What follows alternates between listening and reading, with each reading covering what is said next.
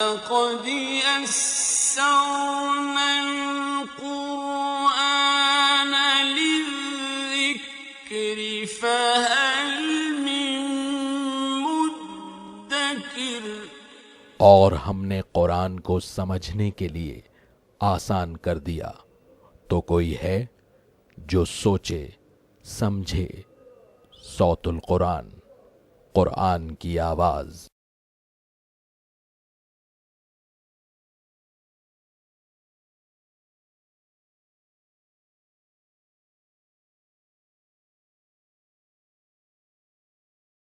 نحمده ونصلي على رسوله الكريم، اما بعد فاعوذ بالله من الشيطان الرجيم، بسم الله الرحمن الرحيم۔ وما اموالكم ولا اولادكم بالتي تقربكم عندنا زلفى الا من آمن وعمل صالحا فاولئك لهم جزاء الضعف بما عملوا وهم في الغرفات آمنون۔ صدق اللہ العظیم۔ سورہ سبا آیت نمبر 37 سے ہم اپنا مطالعہ شروع کر رہے ہیں۔ اب اس سورہ مبارکہ کا 5واں رکوع شروع ہو رہا ہے۔ اس میں یہ بات ذکر کی گئی ہے کہ مال اور اولاد وہ شے نہیں کہ جس سے انسان آخرت کی کامیابی کی توقعات وابستہ کرے، بلکہ اصل شے ایمان اور عمل ہے جس کے لیے انسان کو محنت کرنی چاہیے۔ اور اس رکوع میں شرک کی نفی فرمائی گئی ہے اور مجرمین کے لیے وعیدیں بیان کی گئی ہیں۔ وما اموالکم ولا اولادکم بالتی تقربکم عندنا زلفی، اور تمہارے مال اور تمہاری اولادیں نہیں ہیں ایسے کہ تمہیں درجے میں ہمارے نزدیک کر دیں، الا من آمن وعمل صالحا، مگر یہ کہ جو ایمان لایا اور جس نے نیک عمل کیا، فاولئک لهم جزاء الضعف بما عملوا، تو یہ لوگ ہیں کہ ان کے لیے دوہرا بدلہ ہے اس کے بدلے جو انہوں نے کیا، وهم فی الغرفات آمنون، اور وہ اطمینان سے بالا خانوں میں ہوں گے۔ یہاں بیان کیا جا رہا ہے کہ اصل انسان کو ایمان کی محنت کرنی چاہیے، نیک اعمال کی محنت کرنی چاہیے۔ اس کے نتیجے میں ممکن ہے کہ پھر اس کو دوہرا اجر بھی اللہ عطا فرمائیں گے اور جنت کے بالا خانے بھی عطا فرمائیں گے۔ اصل میں بات ہے نقطہ نظر کی۔ اگر انسان کے پیش نظر آخرت ہو اور وہ اولاد کی تربیت دین کے اعتبار سے کرے، یہی اولاد اس کے لیے صدقہ جاریہ بن جائے گی۔ اسی طرح آخرت پیش نظر ہو، بندہ اللہ کی اطاعت میں مال خرچ کر رہا ہو، شریعت کے احکامات کے مطابق کمائے، اللہ کے دین کے لیے بھی خرچ کرے، بندوں کی ضروریات پر بھی خرچ کرے، تو اس کا اجر و ثواب ملے گا۔ تو اصل شے انسان کے نقطہ نظر کی ہے کہ آیا وہ آخرت کو مطلوب بناتا ہے یا دنیا کو مطلوب بناتا ہے۔ والذین یسعون فی آیاتنا معاجزین، اور جو لوگ ہماری آیات میں کوشش کرتے ہیں کہ عاجز کر دیں، مراد اللہ کے احکامات کو ناکام کرنے کی کوشش کرتے ہیں، اولئک فی العذاب محضرون، یہی لوگ عذاب میں حاضر کیے جائیں گے۔ قل، اے نبی صلی اللہ علیہ وسلم فرما دیجئے، ان ربی یبسط الرزق لمن یشاء من عبادہ ویقدر لہ، بے شک میرے رب اپنے بندوں میں سے جس کے لیے چاہتا ہے رزق کو وسیع فرما دیتا ہے اور جس کے لیے چاہتا ہے نباتلا عطا فرماتا ہے۔ وما انفقتم من شیء فہو یخلفہ، اور جو کوئی شے تم خرچ کرو گے تو اس کا بدلہ تمہیں عطا کیا جائے گا۔ وہو خیر الرازقین، اور وہ اللہ بہترین رزق دینے والا ہے۔ یعنی ایک تو ہے کہ آخرت میں جو ثواب ملے گا، اللہ تعالیٰ دنیا میں بھی عطا فرماتا ہے۔ چنانچہ بخاری شریف کی حدیث ہے کہ ہر دن میں 2 فرشتے نازل ہوتے ہیں، ایک دعا کرتا ہے کہ اے اللہ جو تیرے راستے میں خرچ کرتا ہے اس کو تو مزید عطا فرما، اور دوسرا دعا کرتا ہے کہ اللہ جو تیرے راستے میں خرچ نہیں کرتا، بخل کرتا ہے، کنجوسی کرتا ہے، اے اللہ اس کو برباد فرما۔ تو آخرت کا جو ثواب تو ہے ہی ہے انفاق کے حوالے سے، اللہ کے راستے میں خرچ کرنے کے حوالے سے، اللہ دنیا میں بھی اس کی برکات عطا فرماتا ہے۔ وَيَوْمَ يَحْشُرُهُمْ جَمِيعًا، اور جس دن اللہ ان سب کو جمع فرمائے گا، ثُمَّ يَقُولُ لِلْمَلَائِكَةِ، پھر وہ فرشتوں سے فرمائے گا، أَهَٰؤُلَاءِ إِيَّاكُمْ كَانُوا يَعْبُدُونَ، کیا یہ لوگ تمہاری عبادت کرتے تھے؟ مشرکین مکہ نے فرشتوں کو اللہ کی بیٹیاں قرار دیا اور ان کی عبادت بھی کرنا شروع کر دی تھی، اس کی طرف قرآن اشارہ کر رہا ہے۔ قَالُوا سُبْحَانَكَ أَنْتَ وَلِيُّنَا مِن دُونِهِمْ، وہ کہیں گے اے اللہ تو پاک ہے، تو ہمارا کارساز ہے، نہ کہ وہ، بل كَانُوا يَعْبُدُونَ الْجِنَّ، بلکہ وہ جنات کی پیروی کرتے تھے۔ یہ اشارہ ابلیس کی طرف ہے کہ جو جنات ہی میں سے تھا۔ اکثرهم بہ مؤمنون، ان میں سے اکثر ان پر اعتقاد رکھتے تھے اور جنات سے توقعات وابستہ کرتے تھے۔ فَالْيَوْمَ لَا يَمْلِكُ بَعْضُكُمْ لِبَعْضٍ نَفْعًا وَلَا ضَرًّا، سو آج تم میں سے کوئی ایک دوسرے کے نہ نفع کا اختیار رکھتا ہے اور نہ ہی نقصان کا۔ وَنَقُولُ لِلَّذِينَ ظَلَمُوا ذُوقُوا عَذَابَ النَّارِ الَّتِي كُنتُمْ بِهَا تُكَذِّبُونَ، اور ہم ان لوگوں کو کہیں گے جنہوں نے ظلم کیا کہ تم جہنم کے عذاب کا مزہ چکھو جس کو تم جھٹلایا کرتے تھے۔ وَإِذَا تُتْلَىٰ عَلَيْهِمْ آيَاتُنَا بَيِّنَاتٍ، اور جب ان پر ہماری واضح آیات پڑھی جاتی تھیں، قَالُوا مَا هَٰذَا إِلَّا رَجُلٌ، تو وہ کہتے ہیں کہ یہ ایک آدمی ہے، يُرِيدُ أَن يَصُدَّكُمْ عَمَّا كَانَ يَعْبُدُ آبَاؤُكُمْ، وہ چاہتا ہے کہ تمہیں ان سے روک دے جن کی عبادت تمہارے باپ دادا کرتے تھے۔ وَقَالُوا، اور وہ کہتے ہیں، مَا هَٰذَا إِلَّا إِفْكٌ مُفْتَرًى، یہ نہیں ہے قرآن مگر ایک گھڑا ہوا جھوٹ، معاذ اللہ، قرآن کو انہوں نے جھوٹ کہا۔ وقال الذين كفروا للحق لما جاءهم، اور کفر کرنے والوں نے حق کے بارے میں کہا جب کہ وہ ان کے پاس آ گیا، ان هذا الا سحر مبین، یہ تو کچھ نہیں ہے مگر کھلا جادو۔ وما آتیناهم من کتب يدرسونها، اور ہم نے انہیں یعنی مشرکین کو کتابیں نہیں دیں کہ وہ انہیں پڑھتے ہوں۔ وما ارسلنا الیہم قبلک من نذیر، اور اے نبی صلی اللہ علیہ وسلم آپ سے پہلے ان کے طرف کوئی خبردار کرنے والا بھی نہیں آیا۔ یعنی اسماعیل علیہ السلام اور نبی صلی اللہ علیہ وسلم کے درمیان میں تقریباً 2500 برس کا فصل ہے، تو ان کے یہاں برسہ برس سے کوئی رسول نہیں آئے، کوئی کتاب نہیں آئی، اس لیے بھی یہ اس طرف زیادہ مائل ہیں کہ سمجھ نہیں رہے کہ اللہ حق عطا فرماتا ہے اپنے رسولوں کے ذریعے سے انسانوں کی ہدایت کے لیے۔ وَكَذَّبَ الَّذِينَ مِن قَبْلِهِمْ، اور جو ان سے پہلے تھے انہوں نے جھٹلایا، وَمَا بَلَغُوا مِعْشَارَ مَا آتَيْنَاهُمْ، اور یہ یعنی مشرکین مکہ اس کے 10ویں حصے کو بھی نہیں پہنچے جو ان گزشتہ لوگوں کو ہم نے عطا کیا تھا۔ مراد ہے کہ یہ اپنے مال و دولت پر اتنا اترا رہے ہیں، ان سے پہلے جو نافرمان لوگ تھے اللہ نے ان کو بہت کچھ عطا فرمایا، تعداد کے اعتبار سے، مال کے اعتبار سے، ترقی کے اعتبار سے، اور یہ تو ان کے 10% کو بھی نہیں پہنچے، اترا رہے ہیں۔ فَكَذَّبُوا رُسُلِي، بس ان لوگوں نے میرے رسولوں کو جھٹلایا۔ فَكَيْفَ كَانَ نَكِيرٌ، تو کیسا ہوا میرا پکڑ کا معاملہ، جب انہوں نے انکار کیا تو اللہ کی پکڑ آئی اور وہ برباد کر دیے گئے۔ اس کے بعد اس سورہ مبارکہ کا 6واں اور آخری رکوع آ رہا ہے، اس میں توحید کے دلائل اللہ تعالیٰ نے بیان فرمائے اور عذاب کی وعیدیں یعنی ڈراوے بھی سنائے گئے ہیں۔ قُلْ إِنَّمَا أَعِظُكُمْ بِوَاحِدَةٍ، اے نبی صلی اللہ علیہ وسلم فرما دیجئے میں تمہیں ایک بات کی نصیحت کرتا ہوں، أَن تَقُومُوا لِلَّهِ مَثْنَىٰ وَفُرَادَىٰ، کہ تم اللہ کے لیے کھڑے ہو جاؤ دو دو یا اکیلے اکیلے، ثم تتفکروا، پھر تم غور و فکر کرو، ما بصاحبکم من جنہ، تمہارے ان صاحب کو، تمہارے ان ساتھی یعنی نبی صلی اللہ علیہ وسلم ان کو کہ جنون تو نہیں ہے، معاذ اللہ، ان ہوا الا نذیر لکم بین یدی عذاب شدید، وہ تو صرف ایک سخت عذاب آنے سے پہلے پہلے تمہیں خبردار کرنے والے ہیں۔ اب یہ اللہ تعالیٰ نے ان لوگوں کو اپنے اندر جھانک کر غور و فکر کی دعوت دی ہے کہ تم دو دو کر کے کھڑے ہو جاؤ، آپس میں ڈسکس کر لو، کیا ایک اللہ کے سوا کوئی معبود ہو سکتا ہے، یا خود ہی تنہائی میں بیٹھ کر غور و فکر کرو۔ نوٹ فرمائیے کہ ریسنٹ ٹائمز میں کینیڈا کی ایک یونیورسٹی میں ریسرچ ہوئی، اور اس ریسرچ کا حاصل یہ تھا کہ یہ چیک کیا جائے کہ جب انسان گروپس کے اندر ڈسکشن کرتا ہے تو وہ بہترین گروپ کون سا ہو سکتا ہے کہ جس کے ریزلٹس سب سے عمدہ ہوں، 10 افراد، 20 افراد، 50 افراد۔ تو وہ ریسرچ اس نتیجے پر پہنچی کہ میکسیمم 2 افراد کا گروپ وہ بہترین گروپ ہے جو ڈسکشن کے بعد بہترین ریزلٹس کو پروموٹ کر سکتا ہے، پروڈیوس کر سکتا ہے۔ قرآن نے بھی اس کی طرف اشارہ کیا ہے کہ دو دو ہو کر کھڑے ہو جاؤ، 2 heads are better than 1، جس طرح ہم کہتے ہیں انگریزی کے اندر، دو دو ہو کر کھڑے ہو جاؤ یا اکیلے اکیلے۔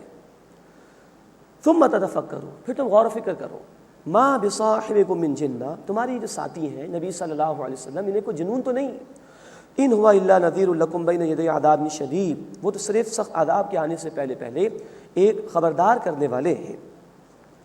قل ما سألتکم من اجر فہو لکم، اے نبی صلی اللہ علیہ وسلم فرما دیجئے میں نے اگر کوئی تم سے اجر مانگا ہو تو وہ تمہارے ہی لیے ہے۔ یہ ہے پرخلوص دعوت، میں دنیا کا طالب ہوئی نہیں، میں تو چاہتا ہوں کہ تم حق کے راستے پر آ جاؤ اور اپنے آپ کو اللہ کے عذاب سے بچانے والے ہو جاؤ۔ تو یہ ہے پرخلوص دعوت کی دلیل کہ ہر داعی دین جب لوگوں کے سامنے دعوت پیش کرے تو یہ بات واضح کر دے کہ اس دعوت کے ذریعے سے میں دنیا کا مال و اسباب نہیں چاہتا۔ قل ما سألتکم من اجر فہو لکم، اے نبی صلی اللہ علیہ وسلم فرما دیجئے اگر میں نے تم سے کوئی اجر مانگا ہو تو وہ تمہارے لیے ہے، ان اجری الا علی اللہ، میرا اجر تو اللہ کے ذمے ہے، اللہ اس کا بہترین بدلہ مجھے عطا فرمائے گا۔ وہو علی کل شیء شہید، اور وہ ہر شے پر اطلاع رکھنے والا ہے، از خود گواہ ہے۔ قل ان ربی یقذف بالحق، اے نبی صلی اللہ علیہ وسلم فرما دیجئے بے شک میرا رب حق کی ضرب لگاتا ہے۔ علام الغیوب، وہ غیب کی باتوں کا جاننے والا ہے۔ قل جاء الحق، اے نبی صلی اللہ علیہ وسلم فرما دیجئے حق آ گیا، وما یبدئ الباطل وما یعید، اور باطل کسی شے کو نہیں پیدا کرے گا اور نہ ہی وہ کسی شے کو لوٹائے گا، حق ہی غالب آ کر رہے گا بالآخر۔ ہاں، دنیا کے معاملات اسباب کے تحت چلتے ہیں، اس لیے اہل ایمان کو اپنا حق پر ہونا ثابت کرنا پڑتا ہے، تب اللہ تعالیٰ کی مدد آتی ہے۔ لیکن یہ وعدہ اللہ تعالیٰ کے کہ حق ہی ہمیشہ غالب رہے گا بالآخر۔ قل، اے نبی صلی اللہ علیہ وسلم فرما دیجئے، ان ضللت فانما اضل علی نفسی، اگر میں راستے سے ہٹا ہوا ہوں تو بے شک میں اپنے نقصان کے لیے راستے سے ہٹا ہوا ہوں، وان اہتدیت، اور اگر میں ہدایت پر ہوں، فبما یوحی الی ربی، تو اس وحی کی وجہ سے جو میرے رب نے مجھ پر فرمائی ہے، انہ سمیع قریب، بے شک وہ سننے والا قریب ہے۔ یہ گویا اللہ کے رسول علیہ الصلوۃ والسلام واضح فرما رہے ہیں کہ میں جو کچھ بھی پیش کر رہا ہوں اللہ کی طرف سے، اور اپنی عاجزی بھی بیان کر رہے ہیں کہ اگر میں ہدایت پر ہوں تو اپنے رب کے فضل سے، اس میں میرا اپنا کوئی کمال نہیں ہے۔ وَلَوْ تَرَىٰ إِذْ فَزِعُوا فَلَا فَوْتَ، اے کاش تم انہیں دیکھو جب وہ گھبرائیں گے تو بچ کر بھاگ نہیں سکیں گے، وَأُخِذُوا مِن مَّكَانٍ قَرِيبٍ، اور پاس ہی سے پکڑ لیے جائیں گے، اللہ نہیں چھوڑے گا ان نافرمانوں کو۔ وَقَالُوا آمَنَّا بِهِ، اور کہیں گے ہم ان پر ایمان لے آئے صلی اللہ علیہ وسلم۔ وَأَنَّ لَهُمُ التَّنَاوُشُ مِن مَّكَانٍ بَعِيدٍ، اور ان کے لیے دور کی جگہ سے ایمان کا ہاتھ آنا کسی فائدے کا نہیں۔ مراد ہے کہ آج تو انکار کر رہے ہو، کل جب دیکھو کہ عذاب کو قیامت کے دن کھڑے ہوگے تو کہو گے ایمان لاتے ہیں محمد صلی اللہ علیہ وسلم پر، یہ بہت دور کی بات ہے۔ وہ آخرت تو اس دنیا کے مقابلے میں دور ہے، وہاں ایمان لانے کا کوئی فائدہ نہیں، وہ تو دارالجزا ہے، وہاں نتائج ملیں گے۔ دنیا دارالعمل ہے، دنیا میں قبول کیا ہوتا تو کام آ جاتا، آخرت میں قبول کرنے کا کوئی فائدہ نہیں۔ وقد کفروا به من قبل، اور یقیناً انہوں نے اس سے پہلے ان صلی اللہ علیہ وسلم کا انکار کیا۔ وَيَقْذِفُونَ بِالْغَيْبِ مِن مَّكَانٍ بَعِيدٍ، اور وہ دور کی جگہ سے قیاس آرائیاں کرتے ہیں بن دیکھے، جو چاہا کہہ دیا، کبھی قرآن کا انکار، کبھی آخرت کا انکار، کبھی نبی صلی اللہ علیہ وسلم کو مجنون کہہ رہے ہیں، کبھی شاعر کہہ رہے ہیں معاذ اللہ، تو بن دیکھے دور سے قیاس آرائیاں کرتے ہیں۔ وَحِيلَ بَيْنَهُمْ وَبَيْنَ مَا يَشْتَهُونَ كَمَا فُعِلَ بِأَشْيَاعِهِمْ مِنْ قَبْلِ، اور ان کے درمیان اور وہ جو کچھ چاہتے تھے ان کے درمیان ایک آڑ ڈال دی گئی ہے، جیسا کہ انہی طرح کے لوگوں کے ساتھ پہلے کیا گیا۔ انہم کانوا فی شک مریب، بے شک وہ تردد میں ڈالنے والے شک میں تھے۔ مراد یہ کہ آخرت کا انکار، رسول کی دعوت کا انکار اور حق سے دوری، اور خود بھی شکوک میں مبتلا ہوئے، لوگوں کو بھی دین سے دور کرنے کا باعث بنے، تو اللہ تعالیٰ نے آڑ ڈال دی ہے۔ اب اگر یہ حق کی طرف آنا بھی چاہیں گے تو اللہ تعالیٰ کی طرف سے ان کو توفیق نہیں عطا کی جائے گی۔ بسم اللہ الرحمن الرحیم، الحمد للہ فاطر السماوات والارض جاعل الملائکۃ رسلا اولی اجنحۃ مثنی وثلاث ورباع یزید فی الخلق ما یشاء ان اللہ علی کل شیء قدیر۔ اب سورہ فاطر کا آغاز ہو رہا ہے۔ یہ سورہ مبارکہ مکی صورت ہے، اور اس میں تذکیر بھی اعلیٰ اللہ کا موضوع غالب ہے، یعنی اللہ کی نعمتوں، اللہ کی قدرتوں کے بیان کے ذریعے سے یاد دہانی کرائی گئی ہے۔ دعوت کا انداز بھی ہے اس میں جو مشرکین کے سامنے پیش کی گئی، اور تنبیہ اور ڈراوے کا انداز بھی اللہ تعالیٰ نے اختیار کیا ہے۔ پہلے رکوع میں انشاءاللہ ہم دیکھیں گے کہ اللہ کی قدرتوں کا بیان، نبی کریم صلی اللہ علیہ وسلم کو تسلی دی گئی، اور ہمارا جو ازلی دشمن ہے شیطان، اس کے حوالے سے چوکنا رہنے کی تلقین کی گئی ہے۔ الحمدللہ، تمام شکر، تمام تعریف اللہ کے لیے ہے۔ فاطر السماوات والارض، جو آسمانوں اور زمین کا پیدا فرمانے والا ہے۔ جاعل الملائکۃ رسلا، فرشتوں کو پیغام رساں بنانے والا ہے۔ اولی اجنحۃ مثنی وثلاث ورباع، وہ فرشتے کے جو پروں والے ہیں، 2 اور 3 اور 4۔ لیکن نوٹ فرمائیے، بخاری شریف کی حدیث ہے، اللہ کے رسول صلی اللہ علیہ وسلم نے فرمایا کہ میں نے جبرائیل کو آسمان سے لے کے زمین تک پوری فضا میں دیکھا، اور جبرائیل کے 600 پر تھے۔ اب یہ اللہ کی قدرت ہے، یزید فی الخلق ما یشاء، وہ اپنی تخلیق میں جو چاہتا ہے اضافہ فرماتا ہے۔ ان اللہ علی کل شیء قدیر، بے شک اللہ تعالیٰ ہر شے پر قدرت رکھنے والا ہے۔ ما یفتح اللہ للناس من رحمت فلا ممسک لہا، اللہ لوگوں کے لیے جو رحمت کھول دے تو کوئی اس کا بند کرنے والا نہیں۔ وما یمسک، اور جسے وہ بند فرما دے فلا مرسل له من بعده، تو اس کے بعد اس کا کوئی بھیجنے والا نہیں ہے۔ وهو العزیز الحکیم، اور وہ اللہ زبردست حکمت والا ہے۔ کل اختیار اللہ کے ہاتھ میں ہے، وہ کسی کو رحمت دینا چاہے کوئی روک نہیں سکتا، وہ کسی کو رحمت نہ دینا چاہے وہ دلوا نہیں سکتا۔ ہر فرض نماز کے بعد اللہ کے رسول صلی اللہ علیہ وسلم نے ایک دعا ہمیں تلقین فرمائی، بخاری شریف اور مسلم شریف میں، اللہم لا مانع لما اعطیت ولا معطی لما منعت ولا ينفع ذا الجد منک الجد۔ اے اللہ جو تو دینا چاہے کوئی روک نہیں سکتا، اے اللہ جو تو نہ دینا چاہے کوئی دلوا نہیں سکتا، اور تیرے اختیار کے مقابلے میں کسی بھی صاحب اختیار کا اختیار کام آنے والا نہیں ہے۔ وَهُوَ الْعَزِيزُ الْحَكِيمُ، اور وہ اللہ زبردست ہے، خوب حکمت والا ہے۔ یا ایھا الناس اذکروا نعمت اللہ علیکم، اے لوگو اپنے اوپر اللہ کی نعمت کو یاد کرو۔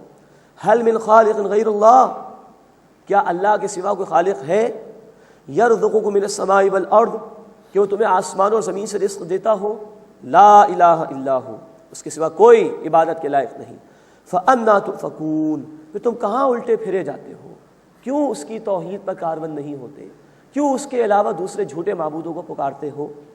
وَإِن يُكَذِّبُوكَ فَقَدْ كُذِّبَتْ رُسُلٌ مِّن قَبْلِكَ، اور اگر اے نبی صلی اللہ علیہ وسلم یہ آپ کو جھٹلائیں تو آپ سے پہلے بھی رسولوں کو جھٹلایا گیا۔ وَإِلَى اللَّهِ تُرْجَعُ الْأُمُورُ، اور تمام معاملات کا لوٹنا اللہ ہی کی طرف ہے۔ یہ تسلی ہے رسول کریم صلی اللہ علیہ وسلم کے لیے، اللہ ان کے اعمال سے واقف ہے، یہ اللہ کے حضور ہی لوٹائے جائیں گے، وہاں اللہ تعالیٰ ان کو ضرور عذاب دے گا جو مخالفین ہیں۔ یا ایھا الناس، اے لوگو، ان وعد اللہ حق، بے شک اللہ کا وعدہ سچا ہے۔ فلا تغرنکم الحیات الدنیا، بس دنیا کی زندگی تمہیں دھوکے میں نہ ڈال دے۔ ولا یغرنکم باللہ الغرور، اور بہت بڑا دھوکے باز یعنی شیطان تمہیں اللہ کے بارے میں دھوکے میں نہ ڈال دے۔ قیامت کا وعدہ برحق ہے، یہ زندگی عارضی ہے، فانی ہے، لوٹ کر اللہ کی طرف جانا ہے، لیکن دیکھو شیطان تمہارا دشمن کہیں تمہیں ورغلا نہ دے اور یہ زندگی کی چمک دمک میں پھنسا نہ دے۔ مزید نوٹ کر لو، جان لو، یہ دنیا عارضی زندگی ہے، اس کی چمک دمک میں مبتلا نہ ہو جانا، اس کے فریب میں کہیں نہ آ جانا۔ ان وعد اللہ حق، بے شک اللہ کا وعدہ سچا ہے۔ فلا تغرنکم الحیات الدنیا، بس دنیا کی زندگی ہرگز تمہیں دھوکے میں نہ ڈال دے۔ ولا یغرنکم باللہ الغرور، اور بہت بڑا دھوکے باز یعنی شیطان وہ تمہیں اللہ کے بارے میں دھوکے میں نہ ڈال دے۔ ان الشیطان لکم عدو، بے شک شیطان تمہارا دشمن ہے۔ فاتخذوہ عدوا، بس تم بھی اسے دشمن سمجھو، اس کی دشمنی اختیار کرو۔ اب نوٹ فرمائیے کہ اللہ نے اس شیطان کو چھوٹ دی ہے کہ وہ وسوسہ ڈالے انسانوں کے سینے میں۔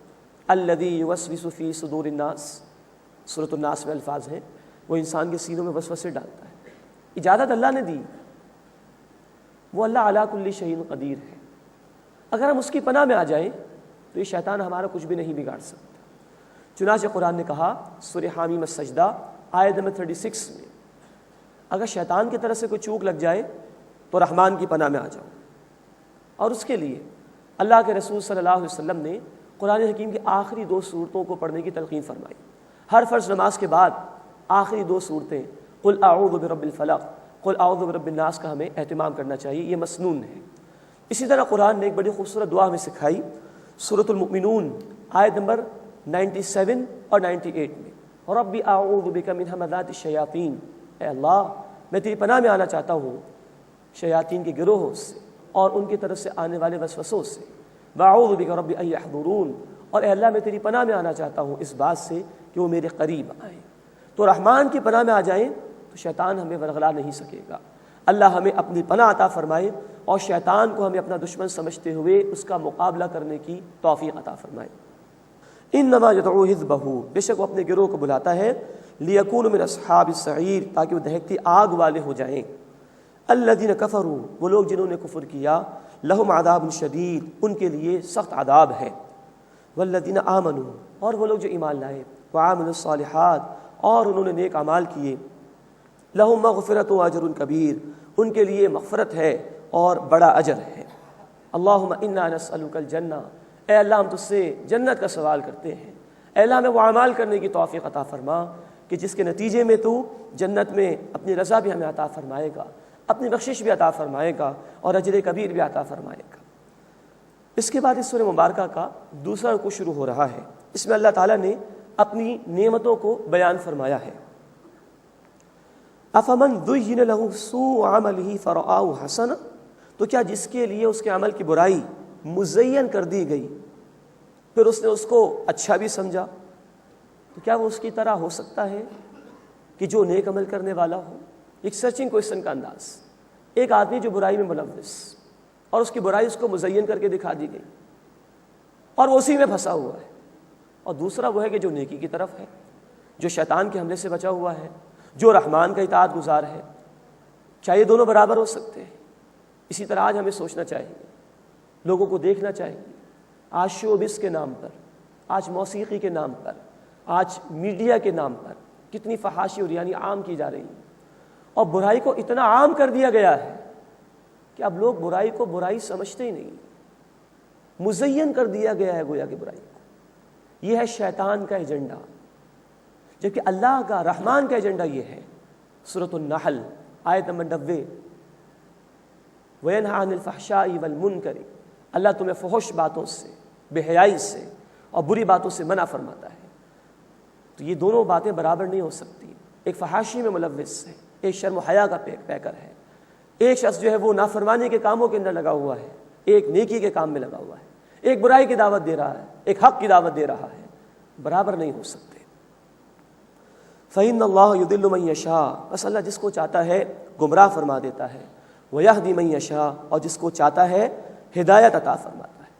اس کا ایک اور ترجمہ یہ بھی ممکن ہے، اللہ اس کو گمراہ فرماتا ہے من یشاء، جو چاہتا ہے کہ گمراہ ہو جائے، اللہ اس کو ہدایت دیتا ہے من یشاء، جو چاہتا ہے کہ اس کو ہدایت مل جائے۔ سورۃ الشمس آیت نمبر 8، فَأَلْهَمَهَا فُجُورَهَا وَتَقْوَاهَا، ہم نے انسان کو نیکی کی صلاحیت بھی دے دی، بدی کی صلاحیت بھی دے دی، اب وہ جس طرف جانا چاہے گا وہی راستہ آسان کر دیا جائے گا۔ سورہ شورى آیت نمبر 13، وَيَهْدِي إِلَيْهِ مَن يُنِيبُ، اللہ ہدایت اسے دیتا ہے جو اللہ کی طرف رجوع کرتا ہے۔ سورہ صف آیت نمبر 5، فَلَمَّا ذَاغُوا أَذَاغَ اللَّهُ قُلُوبَهُمْ، جب انہوں نے ٹیڑھ اختیار کی تو اللہ نے ان کے دلوں کو ٹیڑھا کر دیا۔ تو قانون ہدایت اللہ کا یہ ہے کہ جو جس طرف جانا چاہے گا اللہ اسی راستے کی اس کو توفیق عطا فرما دیں گے۔ فَإِنَّ اللَّهَ يُضِلُّ مَن يَشَاءُ، بس اللہ اسے گمراہ فرماتا ہے جو گمراہ ہونا چاہتا ہے، وَيَهْدِي مَن يَشَاءُ، اور اللہ اس کو ہدایت عطا فرماتا ہے جو ہدایت چاہتا ہے۔ فَلَا تَذْهَبُ نَفْسُكَ عَلَيْهِمْ حَسَرَاتٍ، بس اے نبی صلی اللہ علیہ وسلم ان پر حسرت کرتے ہوئے آپ کی جان ہی نہ ختم ہو جائے۔ یہ التفات ہے اللہ کا کہ آپ صلی اللہ علیہ وسلم اتنی محنت کر رہے ہیں ان کو جہنم سے بچانے کے لیے، اے نبی آپ اپنے آپ کو ہلاک نہ کر لیجئے۔ ان اللہ علیم بما یصنعون، بے شک جو کچھ وہ کرتے ہیں اللہ اس سے خوب واقف ہے، اللہ اس سے خوب جانتا ہے۔ واللہ الذی ارسل الریاح، اور وہی اللہ ہے جس سے بھیجا ہواؤں کو، فتثیر سحابا فسقناہ الی بلد میت، پھر وہ بادلوں کو اٹھاتی ہیں، پھر ہم اس یعنی بادل کو مردہ زمین کی طرف لے گئے، فاحیینا بہ الارض بعد موتہا، پھر ہم نے اس سے زمین کو اس کی موت کے بعد زندگی عطا کی، کذالک النشور، اسی طرح دوبارہ جی اٹھنا ہوگا۔ اس کے بعد بڑی اہم بات اللہ نے بیان کی ہے کہ صرف کوئی نظریہ کافی نہیں بلکہ نظریے کے ساتھ عمل ہونا بھی ضروری ہے، یعنی ایمان قبول کر لینا کافی نہیں، اس کے ساتھ نیک عمل کرنا بھی ضروری ہے اگر کسی کو اللہ کے ہاں عزت چاہیے تو۔ من کان یرید العزت فللہ العزت جمیعا، جو کوئی عزت چاہتا ہے تو عزت تمام کی تمام اللہ کے لیے ہے۔ یہ مشرکین مکہ کے سرداروں کو بھی کہا جا رہا ہے، وہ کہتے تھے کہ اے محمد صلی اللہ علیہ وسلم اگر ہم آپ کا دین قبول کر لیں تو آپ کے قبول کرنے والے تو بڑے غریب لوگ بھی ہیں، پھر ہماری یہ سیادت، ہماری یہ چودراہٹیں ختم ہو جائیں گی۔ تو کہا گیا کہ عزت تمام کی تمام اللہ کے لیے ہے، یہ تمہارا تکبر و تعصب حق کی قبولیت میں رکاوٹ نہ بنے۔ الیہ یصعد الکلم الطیب، اسی اللہ کی طرف پاکیزہ کلام چڑھتا ہے، والعمل الصالح یرفعہ، اور اچھا عمل اسے بلند کرتا ہے۔ ایک ہے کلم الطیب، عمدہ کلام، اور اس کو بلند کرنے والی شے ہے عمل صالح۔ یہاں قرآن اشارہ کر رہا ہے محض ایمان قبول کر لینا کافی نہیں، ایمان کے تقاضوں پر عمل کرنا بھی ضروری ہے۔ بدقسمتی سے آج مسلمانوں کی عظیم اکثریت کا عالم یہ ہے کہ وہ یہ طے کر کے بیٹھ گئے ہیں اور مطمئن ہیں ہم تو مسلمان ہیں اور ہماری تو بخشش ہو ہی جائے گی، اس سے وہ کوئی عمل نہیں کر رہے۔ مسجد ویران، بے پردگی کا دور دورہ، سود بھی عام ہے، رشوتیں بھی لی جا رہی ہیں، جھوٹ بھی بولا جا رہا ہے، ماں باپ کی نافرمانی بھی ہو رہی ہے، پڑوسی کو بھی پریشان کیا جا رہا ہے، طرح طرح کی برائیاں، اور دعویٰ ہے کہ مسلمان ہے۔ قرآن کی یہ آیت بتا رہی ہے کہ محض ایمان قبول کر لینا کافی نہیں، اس کے ساتھ عمل بھی ضروری ہے۔ قرآن حکیم میں کوئی قریباً 70 مرتبہ ایمان اور عمل کا ذکر بار بار کیا گیا ہے۔ والعصر ان الانسان لفی خسر الا الذین آمنوا وعملوا الصالحات وتواصوا بالحق وتواصوا بالصبر۔ قسم ہے تیزی سے گزرتے ہوئے زمانے کی، تمام کے تمام انسان خسارے میں ہیں سوائے ان کے جو ایمان لائے، جنہوں نے نیک اعمال کیے، حق کی وصیت کی اور صبر کی تلقین کی۔ سورہ بینہ آخری پارے میں ہے ان الذین آمنوا وعملوا الصالحات اولئک هم خیر البریہ۔ سورۃ التین آخری پارے میں ہے الا الذین آمنوا وعملوا الصالحات فلہم اجر غیر ممنون۔ بار بار ایمان اور عمل ساتھ ساتھ آتے ہیں۔ فرمایا گیا الیہ یصعد الکلم الطیب، اسی اللہ کی طرف چڑھتا ہے پاکیزہ کلام، والعمل الصالح یرفعہ، اور نیک عمل اس کو بلند کرتا ہے۔ تو ہم چاہتے ہیں کہ اگر ہمارا ایمان اللہ کے ہاں قابل قبول ہو تو اس کے لیے عمل کرنا بھی لازم ہے، ورنہ قرآن کہتا ہے سورہ المائدہ آیت نمبر 68 میں اہل کتاب سے کہا گیا لستم علی شیء حتی تقیموا التوراۃ والانجیل، جب تک کہ تم تورات اور انجیل کو قائم کر کے نہ دکھاؤ۔ آج یہ کتابیں ویلڈ نہیں، آج قرآن ویلڈ کتاب ہے۔ گویا ہم سے یوں خطاب ہے کہ ہماری کوئی حیثیت نہیں اللہ کی نگاہوں میں جب تک کہ ہم اللہ کے اس کلام پر عمل کر کے نہ دکھائیں، ذاتی زندگی میں بھی اور اجتماعی زندگی میں بھی۔ تو ایمان کے ساتھ عمل کی درستگی بھی ضروری ہے۔ اللہ ہمیں باعمل مسلمان بننے کی توفیق عطا فرمائے۔ والذین یمکرون السیئات، اور جو لوگ مکر و فریب کرتے ہیں، لہم عذاب شدید، ان کے لیے سخت عذاب ہے۔ ومکر اولئک هو یبور، اور ان لوگوں کی چال اکارت جائے گی، ضائع ہو جائے گی۔ واللہ خلقکم من تراب، اور اللہ نے تمہیں مٹی سے پیدا فرمایا، ثم من نطفۃ، پھر نطفے سے پیدا فرمایا، ثم جعلکم ازواجا، پھر تمہارے جوڑے جوڑے بنا دیے۔ وما تحمل من انثى ولا تضع الا بعلمي، اور نہ کوئی عورت حاملہ ہوتی ہے اور نہ وہ کسی بچے کو جنم دیتی ہے مگر اللہ کے علم میں ہوتا ہے۔ یہ ہے اللہ کی صفت علم کا بیان۔ وما يعمر من معمر، اور کوئی بڑی عمر والا عمر نہیں پاتا۔ ولا ينقص من عمره، اور نہ کسی کی عمر سے کچھ کمی کی جاتی ہے، الا فی کتاب، مگر یہ کہ وہ کتاب میں ہے۔ لوح محفوظ میں ہر شے موجود ہے، کس کی عمر کتنی ہوگی، رزق کتنا ہوگا، اعمال کیسے ہوں گے، انجام کیا ہوگا، سب اللہ کے علم میں ہے۔ ان ذلک علی اللہ یسیر، بے شک یہ اللہ پر آسان ہے۔ وما یستوی البحران، اور دو دریا برابر نہیں ہیں۔ ھذا عذب فرات سائغ شرابہ، یہ ایک ہے شیریں ہے، پیاس بجھانے والا، خوش ذائقہ ہے، اس کا پانی بڑا عمدہ ہے۔ وھذا ملح اجاج، اور یہ دوسرا ہے کھاری اور کڑوا۔ دنیا کے کئی علاقوں میں دو دریاؤں کا اللہ نے ساتھ چلایا ہوا ہے، ایک کا پانی انتہائی میٹھا، دوسرے کا انتہائی کڑوا۔ زمین کے کئی حصے ہیں جہاں ایک طرف اگر بورنگ کر کے پانی نکالا جائے تو انتہائی میٹھا، اور اسی کے قریب میں نکالا جائے بورنگ کر کے پانی تو انتہائی کڑوا۔ یہ اللہ کی قدرت کی نشانیاں ہیں۔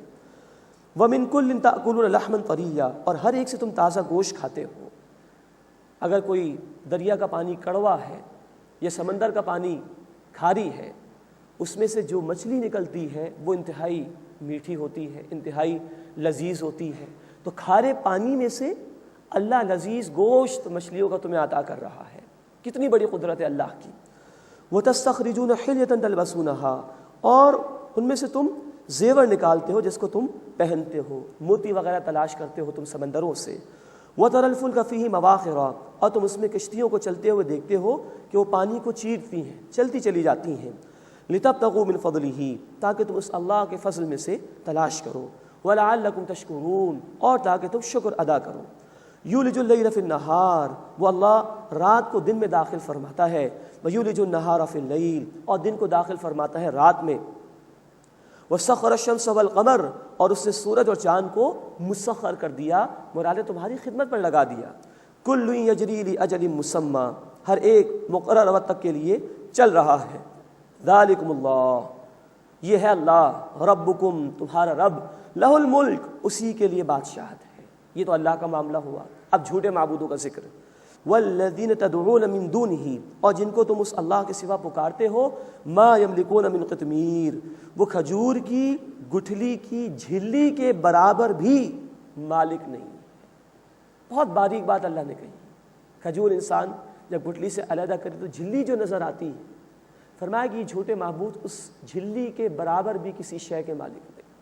کل اختیار اللہ کا، اللہ کے سوا کسی کو بھی پکارو اس کا کوئی اختیار نہیں۔ ان تدعوہم لا یسمعوا دعاءکم، اور اگر تم انہیں پکارو تو وہ تمہاری پکار نہیں سنیں گے۔ ولو سمعوا ما استجابوا لکم، اور اگر وہ سن بھی لیں تو تمہاری پکار کا جواب نہیں دے سکیں گے۔ وَيَوْمَ الْقِيَامَةِ يَكْفُرُونَ بِشِرْكِكُمْ، اور قیامت کے دن وہ تمہارے شرک کا انکار کریں گے۔ وَلَا يُنَبِّئُكَ مِثْلُ خَبِيرٍ، اور اے نبی صلی اللہ علیہ وسلم اللہ کی مانند آپ کو کوئی خبر دینے والا خبر نہیں دے گا۔ خطاب اللہ کے رسول صلی اللہ علیہ وسلم سے، لیکن ہر ایک کو سنایا جا رہا ہے۔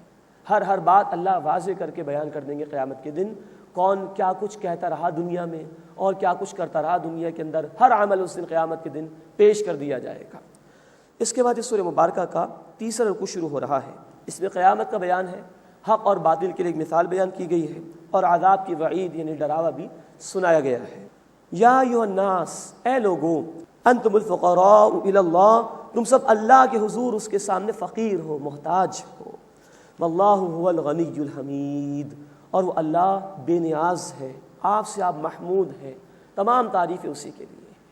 انسان غور کرے، ایک لقمہ جو اس کے وجود میں جاتا ہے، چاہے وہ گندم کا ہو یا چاول کا ہو، اس پر اللہ کی کتنی قدرتیں لگی ہوئی ہیں۔ کہاں زمین میں دانا جاتا ہے، زمین کی تاریکی میں کون اس کی نشو نما کرتا ہے، زمین کو کون تیار کرتا ہے، سورج کی روشنی کس نے دی، ہوا کو مناسب کس نے رکھا، فصل کو تباہ ہونے سے کس نے بچایا، مناسب حرارت کون دے رہا ہے، پھر اس فصل کو کاٹنے سے لے کے تمہارے شہر تک پہنچنے میں کتنی ریسورسز لگی ہوئی ہیں اللہ تعالیٰ کی، کتنے وسائل اللہ کے تم استعمال کرتے ہو۔ فَبِأَيِّ آلَاءِ رَبِّكُمَا تُكَذِّبَانِ، اپنے رب کی کن کن نعمتوں کا تم انکار کرو گے، کن کن قدرتوں کو تم جھٹلاؤ گے۔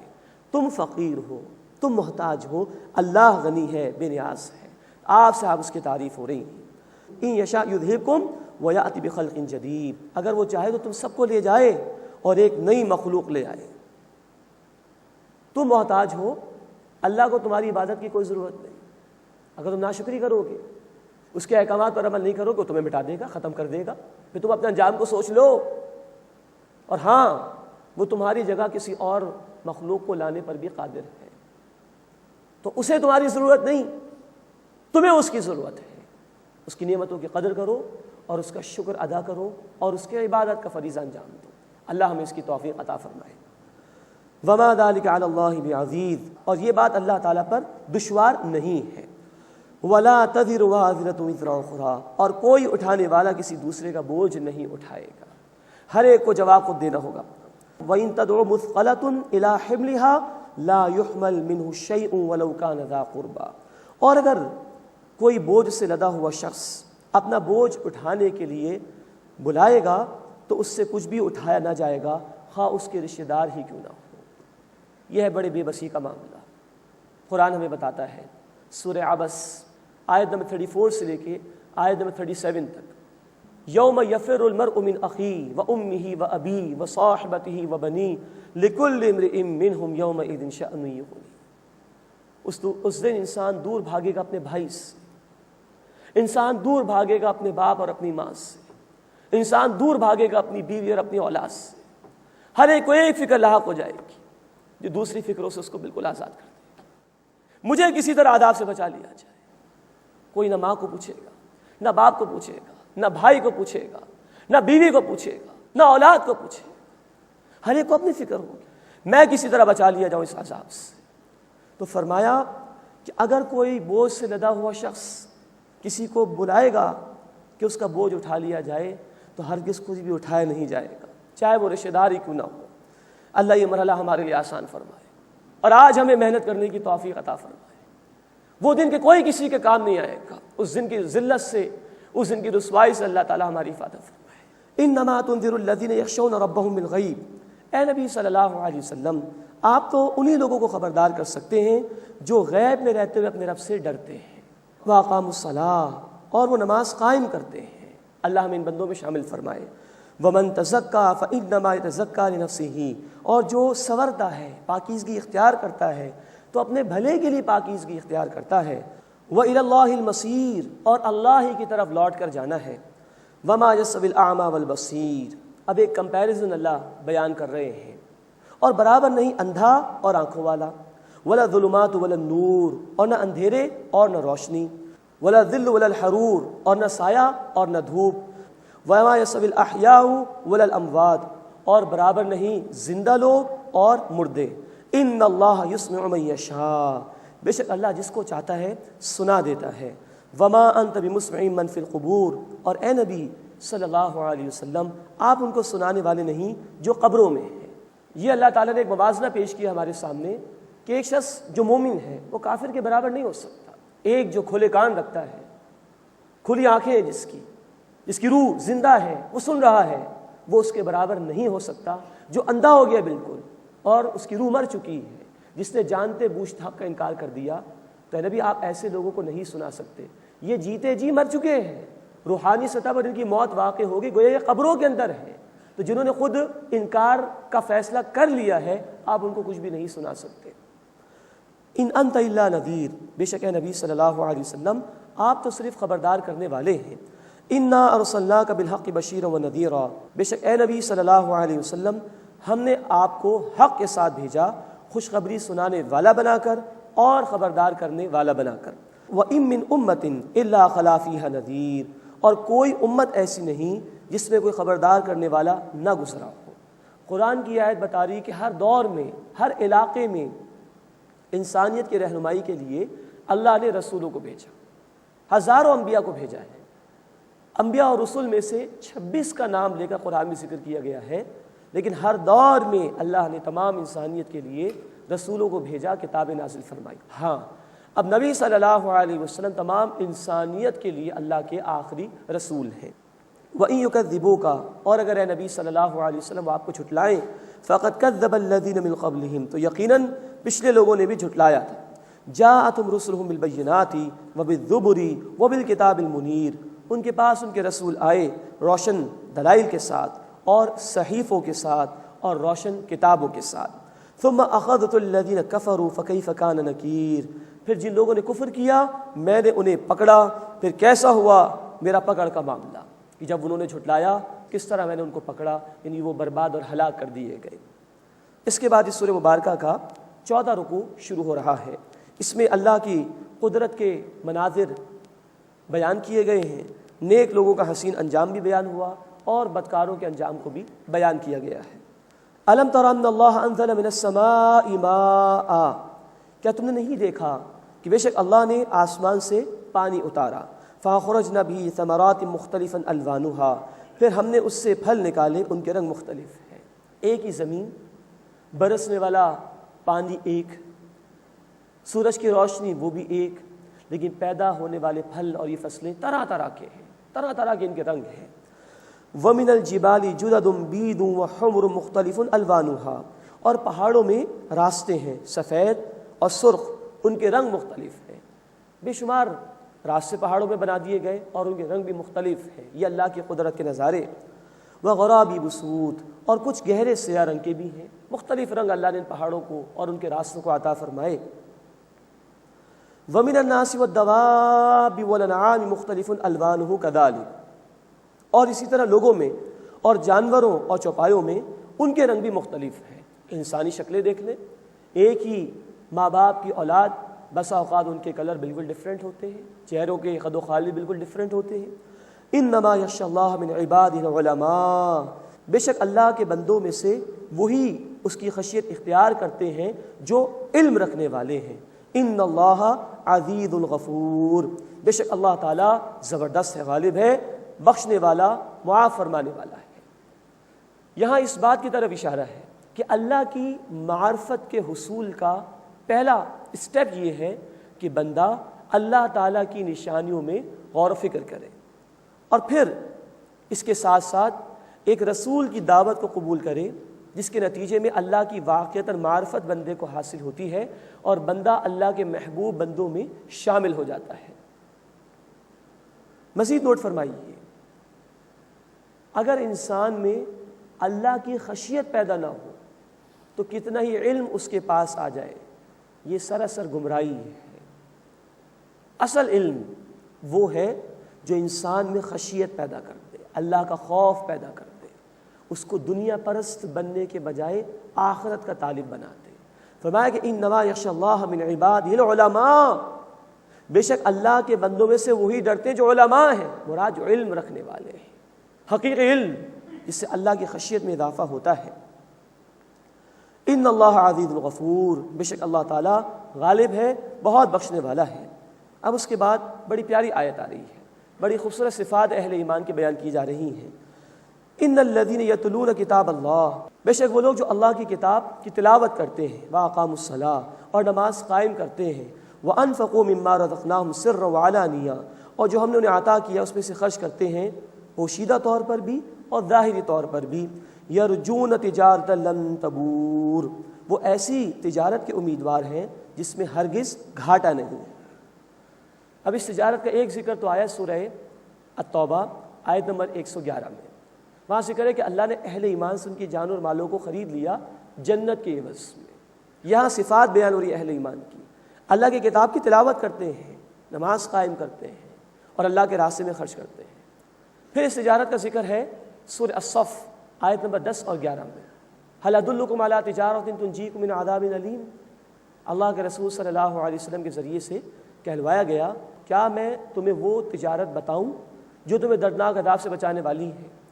سورہ صف آیت نمبر 11 میں کہا گیا اللہ پر اور اس کے رسول پر واقعتاً ایمان لاؤ اور اللہ کے راستے میں جہاد کرو، اپنی جانوں اور مالوں سے مستقل محنت کرو، تب وہ ہمیشہ کا جو فائدہ وہ تمہیں مل سکے گا۔